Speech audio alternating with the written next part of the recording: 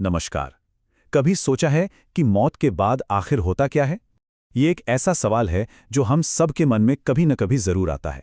आज हम इसी रहस्य को समझने की कोशिश करेंगे, और वो भी सीधे गरुड़ पुराण से, जहां भगवान विष्णु ने खुद गरुड़ के इसी सवाल का जवाब दिया था। देखिए, पूरी कहानी की शुरुआत होती है इसी एक सीधे से लेकिन बहुत गहरे सवाल से। जब गरुड़ ने भगवान विष्णु से पूछा, प्रभु, शरीर छूट जाने के बाद आत्मा के साथ आखिर होता क्या है? बस यही वो सवाल है जो आज हमारी इस पूरी बातचीत का आधार बनने वाला है। तो भगवान विष्णु ने क्या जवाब दिया?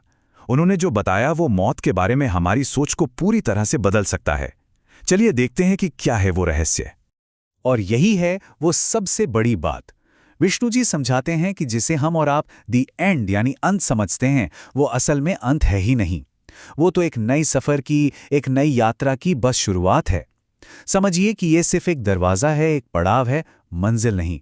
आत्मा बस एक शरीर से दूसरे सफर पर निकल पड़ती है। तो ठीक है, ये एक यात्रा है, पर ये यात्रा दिखती कैसी है? क्या हर किसी के लिए रास्ता एक जैसा होता है? गरुड़ पुराण कहता है, बिल्कुल नहीं।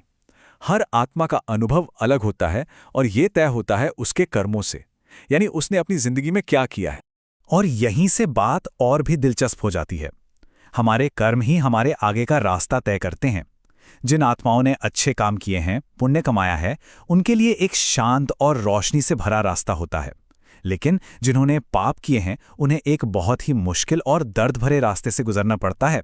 मतलब कर्मों का हिसाब किताब तो तुरंत ही शुरू हो जाता।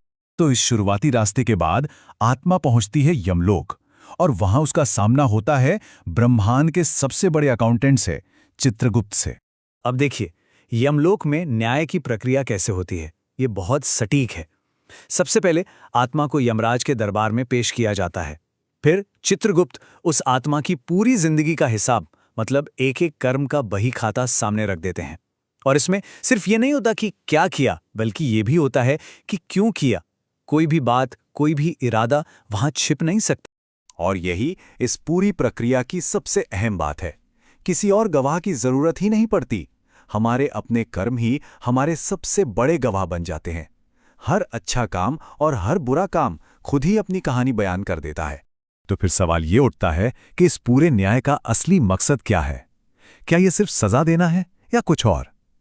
भगवान विष्णु बताते हैं कि इसका उद्देश्य इससे कहीं ज्यादा बड़ा और गहरा है। तो इस बात को समझना बहुत जरूरी है। यमलोक की यह प्रक्रिया असल में सजा के लिए नहीं, बल्कि शुद्धि के लिए है। ये एक तरह का करेक्शन प्रोसेस है। इसका मकसद है आत्मा को ये एहसास दिलाना कि उसके कर्मों का नतीजा क्या होता है, ताकि वो अपनी गलतियों से सीखे और विकास की अगली सीढ़ी चढ़ने के लिए तैयार हो सके। इस पूरी यात्रा और न्याय के बाद सबसे बड़ी सीख क्या मिलती है? विष्णु जी गरुड़ को समझाते हैं कि जब सब कुछ यहीं छूट जाता है, तो असल में हमारे साथ जाता क्या है? और यही है पूरी बातचीत का सार। सोचिए, हमने जो भी धन कमाया, जो भी पद हासिल किया, हमारा जो भी अहंकार था, वो सब कुछ यहीं रह जाता है। आत्मा के साथ अगर कुछ आगे जाता है तो वो है सिर्फ हमारे कर्म।